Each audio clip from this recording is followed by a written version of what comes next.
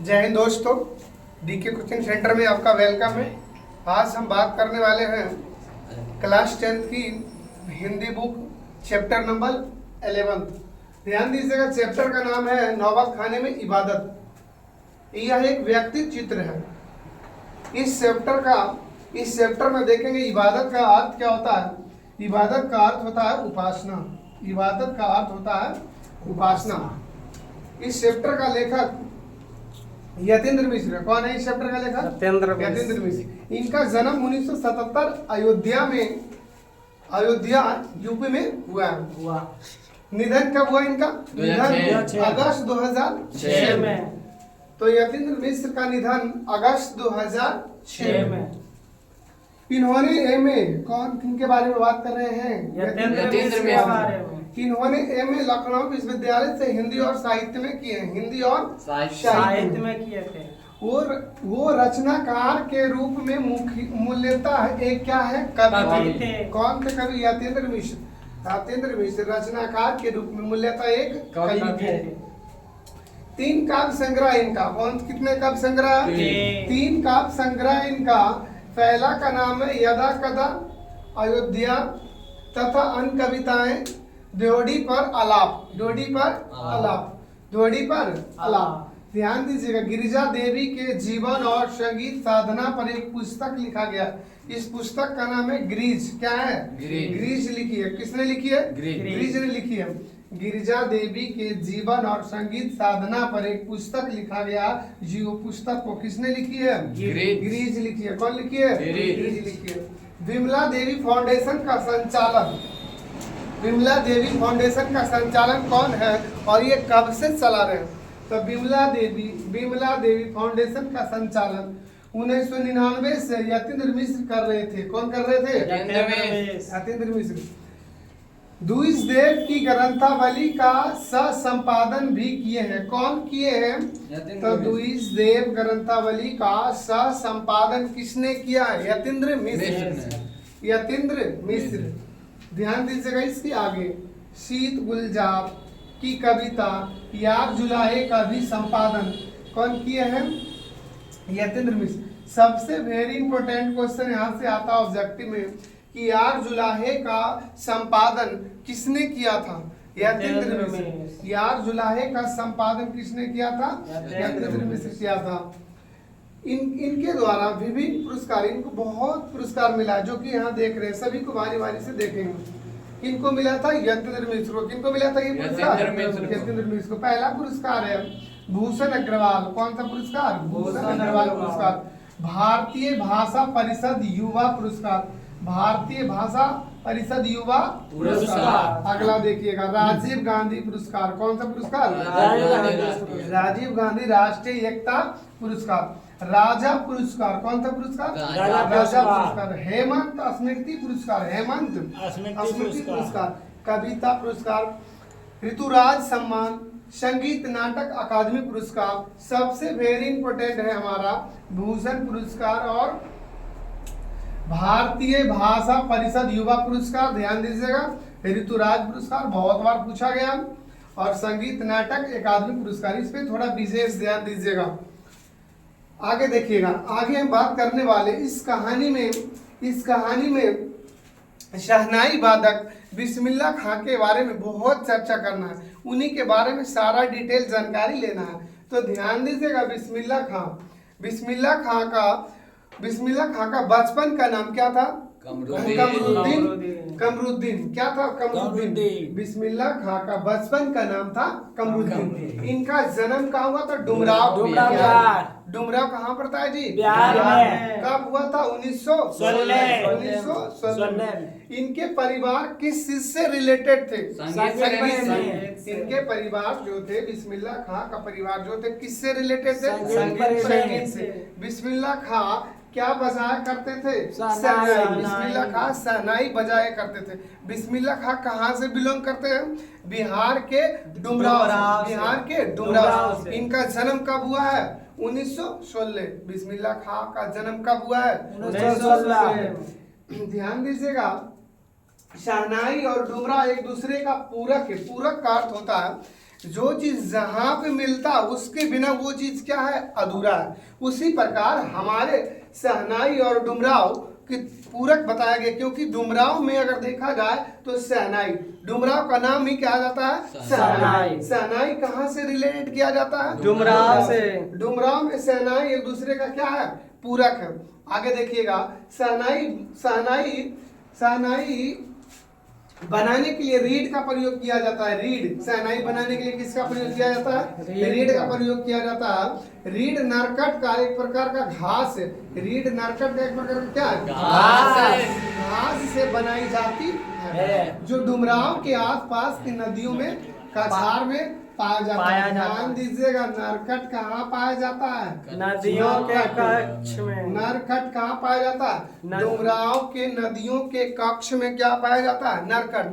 नरकट से क्या बनाया जाता है, शहनाई। नरकट से क्या बनाया जाता है, शहनाई। आगे देखिएगा, परदादा का नाम, किनका परदादा का नाम, बिस्मिल्लाह खां के परदादा का नाम क्या था, सलार हुसैन खां। सलार हुसैन खां। बिस्मिल्लाह खां के परदादा का नाम क्या था, सलार हुसैन खां। सलार हुसैन खां। आगे बढ़िएगा, अरब में शहनाई को नय बोला जाता। अरब में शहनाई को किस भाषा के नाम से जाना जाता है, अरब में शहनाई को किस भाषा के नाम से जाना जाता है। सबसे पहले इसको जानने से पहले बिस्मिल्लाह खां के बारे में कुछ जानना होगा। बिस्मिल्लाह खां जो है बिलोंग करते थे बिहार से, बट इनका नानी घर था उत्तर प्रदेश। कहाँ था, उत्तर प्रदेश के अयोध्या में। उत्तर प्रदेश के अयोध्या में। तो ये अयोध्या में जाया करते थे, हमेशा नाना के पास जाया करते थे। इनका जो नाना थे उन्होंने भी संगीत से जुड़े हुए थे। इनका नाना किससे जुड़े हुए थे, संगीत से जुड़े हुए थे। नाना से इनका किस भाषा से जुड़े हुए थे, किस चीज से जुड़े हुए थे, संगीत से।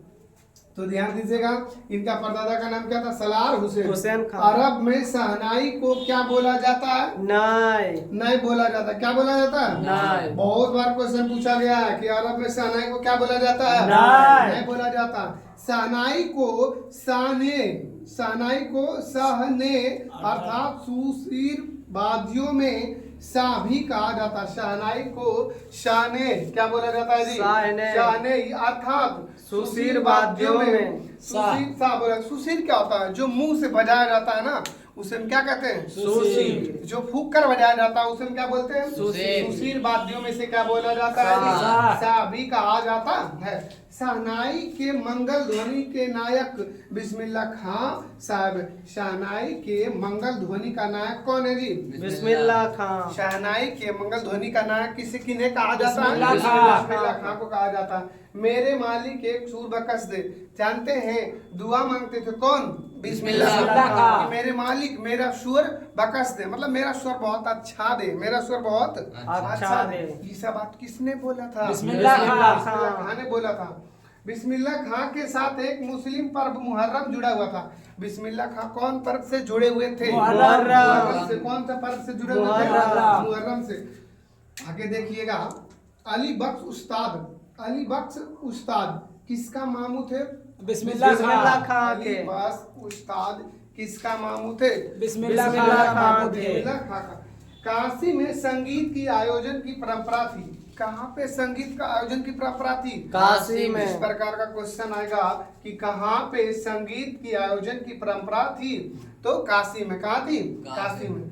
विश्वनाथ एक बात और ध्यान दीजिएगा, बिस्मिल्लाह खां कहीं भी प्रोग्राम करने जाते थे, बिस्मिल्लाह खां कहीं भी प्रोग्राम करने जाते थे तो उन्होंने सबसे पहले जैसे हम लोग कहीं पे भी पढ़ाने जाते हैं तो सबसे पहले किनको प्रणाम करते हैं, सरस्वती माँ को प्रणाम करते हैं। जस्ट उसी प्रकार बिस्मिल्लाह खां जहाँ भी प्रोग्राम करने के लिए जाते थे उन्होंने काशी में संगीत की आयोजन, ये नहीं, उन्होंने क्या करते थे तो विश्वनाथ एवं बालाजी मंदिर की दिशा में प्रणाम करते थे। किधर करते थे जी, विश्वनाथ और बालाजी मंदिर की दिशा में। विश्वनाथ और बालाजी मंदिर की दिशा में सबसे पहले प्रणाम किया जाता था, बजाया जाता था, उसके बाद प्रोग्राम स्टार्ट करते थे। ध्यान दीजिएगा, क्या करे ई काशी छोड़कर, यह बात किसने बोले थे? बिस्मिल्लाह खा। क्या करे ई काशी छोड़कर, यह बात किसने बोला था? बिस्मिल्लाह खा। बिस्मिल्लाह खा का मतलब होता है उनकी शहनाई। शहनाई से अगर देखिए किसी भी व्यक्ति का जो चीज फेवरेट होता है और वो चीज कर पाते हैं तो बोलते नहीं फलना, इसका मतलब हुआ है, इसका मतलब हुआ है, मतलब वो चीज उन्हीं के बारे में, उन्हीं से रिलेटेड है, बाकी कोई और नहीं है। उसी प्रकार शहनाई से रिलेटेड कौन थे? बिस्मिल्लाह खां। शहनाई के मतलब से कौन जाने जाते थे? बिस्मिल्लाह खां। बिस्मिल्लाह खां। कौन जाने जाते थे? बिस्मिल्लाह खां। आगे देखिएगा, उसके आगे हम बात करने वाले हैं। इन्होंने इनको किनको? बिस्मिल्लाह खां को भारत रत्न भी मिला है। कौन सा रत्न? भारत रत्न। भारत रत्न। कौन सा रत्न मिला? भारत रत्न। जब इनको भारत रत्न किस क्षेत्र में मिला? साहित्य क्षेत्र में। कहने का मतलब शहनाई बजाते थे, उसके अच्छाई को देखकर इनको कौन सा पुरस्कार दिया गया? शहनाई के मतलब भारत रत्न। भारत रत्न। भारत रत्न।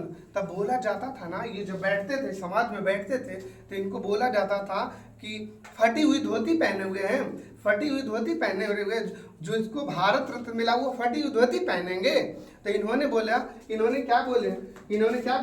धत पगली भारत रत्न हमको मिला है, मेरी लुंगी को नहीं। यह बात किसने बोले थे? बिस्मिल्लाह खां। बिस्मिल्लाह खां बोले थे, धत पगली भारत रत्न हमें मिला है, मेरी लुंगी को नहीं। मेरी लुंगी को नहीं। ये स्टेटमेंट डायरेक्ट पूछा जाएगा ऑब्जेक्टिव में कि यह स्टेटमेंट किसने दिया था, यह भाषा किसने बोला था? बिस्मिल्लाह खां। बिस्मिल्लाह खां ने बोला था। क्या बोला था? धत पगली भारत रत्न हमको मिला है, मेरी लुंगी को नहीं। कहा जाता है ना, किसी का हुलिया देखकर उसकी औकात का पता नहीं लगाना चाहिए। क्या उसके वस्त्र पे डिसाइडेड कर सकते हैं कि उनको भारत रत्न नहीं मिलेगा? नहीं। तो ध्यान दीजिएगा, आगे देखिएगा, आगे क्या कहिएगा? बाबा विश्वनाथ और बिस्मिल्लाह खां पूरक थे। कहा जाता है बाबा विश्वनाथ और बिस्मिल्लाह खां एक दूसरे का क्या थे? पूरक थे। अदला बदली समझते हैं ना, हाँ। इसके मतलब वो है, उसके बदला ये है। तो अदला बदली किसका करते थे? बाबा विश्वनाथ और बिस्मिल्लाह खां क्या थे? पूरक थे। दोनों एक दूसरे का पूरक थे। इसके बिना ये नहीं, इसके बिना ये नहीं। कहने का मतलब दोनों रहेगा तभी मतलब सप्लीमेंट्री होगा, मतलब दोनों रहेगा तब ये पूरक होगा। आगे देखिएगा, संगीत के धुन पर जगती है काशी, यह बात किसने बोला? बिस्मिल्लाह खां। संगीत के धुन पर जगती है काशी, यह बात किसने कहा? बिस्मिल्लाह खां। काशी में मरना मंगलमय माना जाता है। कहाँ मरना मंगलमय माना जाता है? काशी में। काशी में मरना मंगलमय माना जाता है। और आगे हम इसका सब्जेक्टिव भी कराएंगे और आप लोग को उम्मीद करते हैं कि समझ में आ गया होगा। सभी लोग कोशिश कीजिएगा कि हमारे डीके कोचिंग सेंटर को लाइक एंड सब्सक्राइब करें। इसी तरह और हिंदी के वगैरह वीडियो आता रहेगा। जय हिंद।